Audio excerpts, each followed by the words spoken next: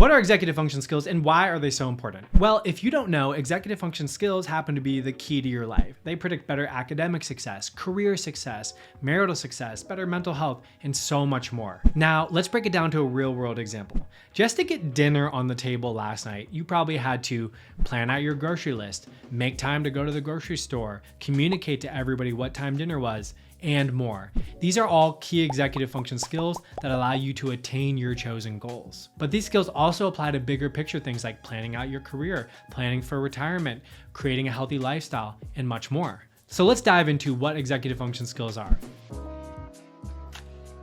Maybe you're here because you have a student who's struggling to turn in assignments. Or maybe their room looks like a bomb went off in it and things are scattered everywhere. Regardless of the reason, I want to help you understand that they're not trying to be lazy, disobedient, or not listen. They might have executive dysfunction. Executive dysfunction is most common in students with ADHD, autism, or traumatic brain injury. And the key to addressing executive dysfunction is learning how to teach specific executive function skills. But what are those skills? So at the core of it, executive function skills are skills that help you reach your goals, also known as goal-directed persistence. And when you identify a goal and start working towards it, you need to use skills like persistence, adaptability, flexible thinking, planning. Honestly, the list could go on and on, which is why I've developed the acronym POSITIVE to teach parents and educators what those key executive function skills are and how you can support your students in developing them. And POSITIVE stands for planning, organization, self-management, initiation, time management, inhibition, visualizing outcomes, and evaluating priorities. So let's dive into each of those skills and how you can support them. Planning is your ability to decide on things and arrange it in advance. Planning skills include smaller things like choosing when you're going to focus on homework, blocking out time for to-dos, deciding when you will go to bed and when you will wake up, and bigger things like registering early for classes, charting out a career path based on your unique strengths, or planning for retirement. Organization is the ability to arrange something in a structured order. Organization skills include keeping your physical environment tidy, having a digital organization system to track key passwords and documents, or structuring your written or verbal thoughts into a clear outline and presentation.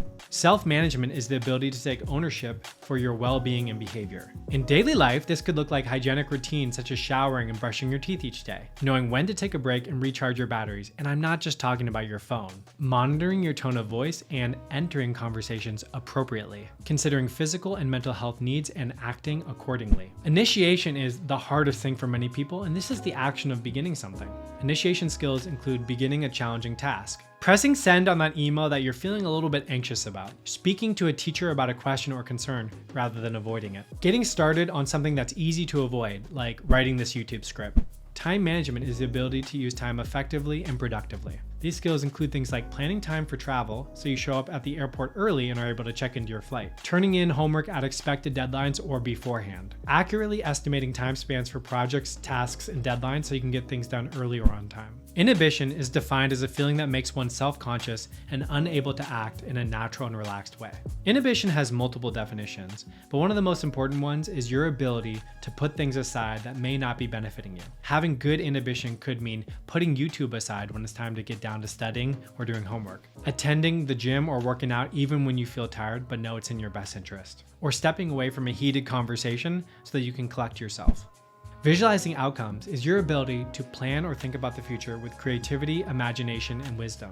These skills including imagining what you want your life to look like in 2, 5, or 10 years and writing these things down, as well as charting a course to achieve them. And one of my favorite activities to do for this executive function skill is the activity 1 day 10 years from now. Write down exactly how your day could look in 10 years from the beginning to end, including how it looks when you wake up, what you eat for breakfast, what you do for lunch, where you're working. Evaluating priorities is your ability to designate one thing as more important than others. This might be considering all options of how to spend your time and choosing a few key priorities each day. I like to call these things MITs, or most important tasks. Considering the impact of one course of action over another. Asking for feedback from trusted advisors. I like to call them your board of directors, people that are going to help you make big, tough decisions. And using flexible thinking to adjust your approach as time goes on. So as you can imagine from hearing this list, stronger executive function skills are going to help you plan out a better and more quality life. Weaker ones are going to be a risk to your long-term success and well-being. You might be wondering, what's the difference between executive function skills and our executive functions? Executive functions are a set of cognitive processes that include things like working memory, cognitive inhibition, inhibitory control, attentional control, and cognitive flexibility. Under the umbrella of each of these cognitive processes lies the executive function skills. For example, under the domain of attentional control, skills could include using a Pomodoro timer, taking breaks every 20 minutes in order to refocus your attention, doing breathing exercises to focus your attention. How do I know which executive function skills I need to work on? I've created a free list of executive function assessments you can use to evaluate what executive function skills you need to work on. One of my favorite assessments is that by Dr. Peg Dawson. It's called the ESQR, and you can put in your information and it will give you a visual output of what executive function skills are stronger and weaker according to what you put in. If you skipped to the end of this video and just want to know the high-level overview of what we've talked about here, executive function skills are your ability to identify key goals and take action towards them and work towards completion. I want to know from you, was this video helpful and why? And to support my channel, if you want more content like this, please click the like and subscribe button, as well as the little bell to get notifications for upcoming videos. That's all, folks.